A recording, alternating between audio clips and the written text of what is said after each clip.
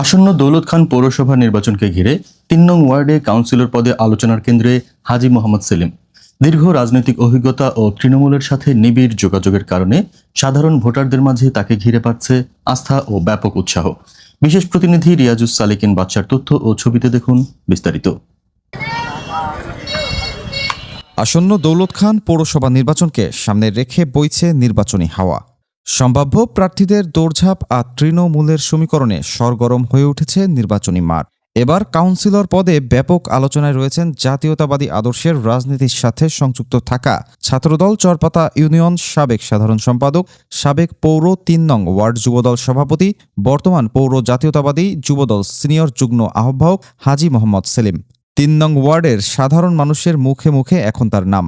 দীর্ঘ রাজনৈতিক ক্যারিয়ারে হামলা, মামলা ও গ্রেফতারে জেলের অন্ধকার সেলভোগসহ নানা চড়াই উতরাই পেরিয়ে সাধারণ মানুষের অধিকার আদায়ে তিনি সবসময় রাজপথে সোচ্চার থেকেছেন।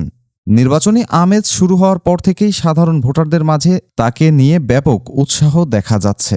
ক্লিন ইমেজের এই নেতা ৩ নং ওয়ার্ডের কাউন্সিলর পদে শক্ত প্রতিদ্বন্দ্বী হিসেবে আবির্ভূত হবেন বলে সবার ধারণা। ৫ই আগস্টের পর পৌরসভার মানুষের সুখে দুঃখে পাশে থাকা এই নেতা দায়িত্ব পালনকালে সততা, নিষ্ঠা স্বীকৃতিস্বরূপ অর্জন করেছেন সম্মানজনক গোল্ডেন অ্যাওয়ার্ড। তিনি ৩ নং ওয়ার্ড তৃণমূল পর্যায়ে সাধারণ মানুষের সাথে নিবিড় যোগাযোগ রাখা একজন জনবান্ধব ও গ্রহণযোগ্য নেতা হিসেবে প্রতিষ্ঠিত হয়েছেন। সচেতন মহল মনে করেন তিনি নির্বাচিত হলে উন্নয়নমূলক কাজসহ মাদক, সন্ত্রাস ও নৈরাজ্যমুক্ত ৩ নং ওয়ার্ড গড়তে পারবেন এবং বৈষম্যহীন দুর্নীতিমুক্ত ওয়ার্ড গড়ে তোলার লক্ষ্যে কাজ করে যাবেন। তরুণ ভোটাররা মনে করেন ওয়ার্ডের সকল নাগরিক সুবিধা নিশ্চিত করতে স্মার্ট ও মানবিক ওয়ার্ড গড়তে হাজী মোহাম্মদ সেলিমের বিকল্প নেই। এলাকাবাসীর দোয়া ও সমর্থন তার গণজোয়ার সৃষ্টি করবে।